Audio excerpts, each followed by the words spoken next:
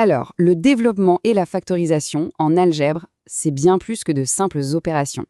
Pensez-y comme à des super pouvoirs, vraiment, des outils qui permettent de jongler avec les expressions, même les plus compliquées. Et aujourd'hui, on va voir comment les maîtriser. Voilà le programme. D'abord, on pose les règles du jeu. Ensuite, on met face à face le développement et la factorisation. Après ça, on passe à la pratique pour chacun et on finit avec une petite synthèse pour que tout soit bien clair. Allez, on y va. Ok, première section, les règles du jeu. Parce qu'en algèbre, c'est comme partout, avant de jouer, il faut connaître les règles. Ce sont vraiment les fondations sur lesquelles tout repose. Et la règle numéro 1, le concept absolument central, c'est la distributivité. C'est quoi? C'est tout simplement cette propriété qui nous autorise à distribuer une multiplication sur les termes qui sont à l'intérieur d'une parenthèse. C'est vraiment le moteur de tout ce qu'on va faire en développement. Concrètement, ça donne ces deux formules. K fois A plus B, ça devient KA plus KB. Et pareil pour la soustraction. On voit bien que le K est distribué à A, puis à B. C'est aussi simple que ça, mais c'est la base de tout, vraiment. Ensuite, on a les fameuses identités remarquables. Alors ça, ce sont des raccourcis, des super raccourcis. Au lieu de faire des calculs étape par étape, ces formules donnent le résultat directement. Franchement, les connaître par cœur, c'est un gain de temps énorme et ça évite pas mal d'erreurs bêtes. Bon, maintenant qu'on a les règles en tête, passons aux deux stars du jour, développer et factoriser. Il faut voir ça comme deux opérations complètement opposées, un peu comme plier et déplier une feuille de papier. L'idée, c'est qu'on change la forme d'une expression, mais jamais sa valeur. Et voilà, on arrive au cœur du sujet. C'est simple, mais c'est fondamental. Développer, c'est passer d'un produit à une somme. Et factoriser, c'est faire exactement le chemin inverse. On part d'une somme pour arriver à un produit. Si on a compris ça, on a presque tout compris. Allez, zoom sur le développement, l'art d'étendre. L'objectif ici, c'est de déballer l'expression, de l'étaler pour voir tout ce qu'il y a dedans. En gros, on veut faire sauter les parenthèses. C'est super utile et souvent, c'est la toute première chose à faire pour simplifier un calcul ou résoudre une équation. Bon, à cette théorie, passons à un exemple concret. On doit développer 3y-1 au carré.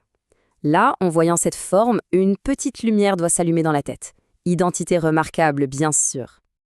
On cherche dans notre boîte à outils et on trouve celle-ci.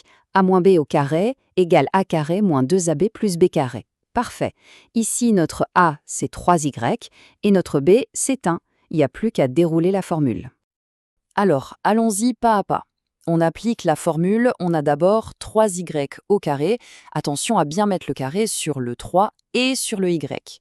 Ensuite, moins 2 fois a fois b, donc 2 fois 3y fois 1.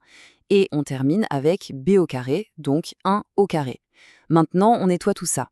3y au carré, ça donne 9y carré. 2 fois 3y fois 1, ça fait 6y. Et 1 au carré, ça fait 1. Facile. Et voilà le travail. Notre expression finale est 9y carré moins 6y plus 1. On est bien parti d'un produit, parce que 3y moins 1 au carré, c'est 3y moins 1 fois lui-même, et on arrive à une somme. C'est ça, développer.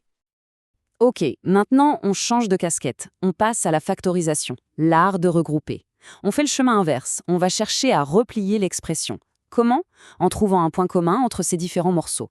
Et ça sert à quoi, au juste? Eh bien, c'est super puissant pour résoudre des équations ou pour simplifier des fractions qui ont l'air compliquées. Allez, un nouvel exemple. On a cette expression « e ». On voit qu'il y a deux gros blocs, séparés par un signe moins. La première chose à faire, c'est de jouer au jeu des 7 erreurs. Qu'est-ce qui est pareil des deux côtés? Ça saute aux yeux, non? Le a plus 3, il est là, dans le premier bloc, et il est là aussi, dans le deuxième. C'est notre facteur commun. C'est la clé qui va tout débloquer. La méthode est toujours la même. On prend ce facteur commun, le a plus 3, et on le met devant. On ouvre une grande parenthèse et à l'intérieur, on écrit tout ce qui reste.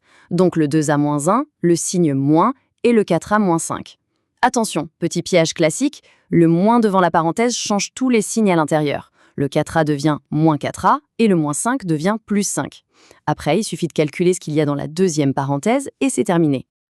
Mais parfois, il n'y a pas de facteur commun aussi évident. C'est là que nos amis, les identités remarquables, reviennent sur le devant de la scène. Mais cette fois, on les lit de droite à gauche. Le jeu, c'est de reconnaître leur forme développée.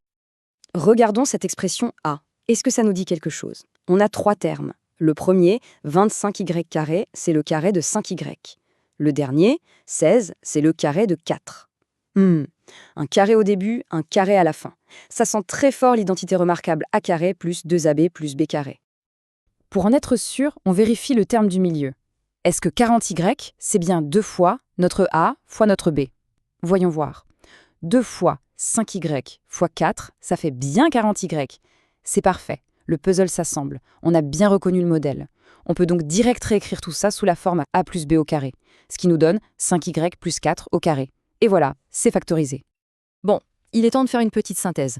Ce qu'il faut retenir, c'est que la distributivité et les identités remarquables, ce ne sont pas juste des lignes à apprendre par cœur pour un contrôle. Non, ce sont de vrais outils, une sorte de couteau suisse pour l'algèbre, qui permet de sculpter les expressions comme on le souhaite.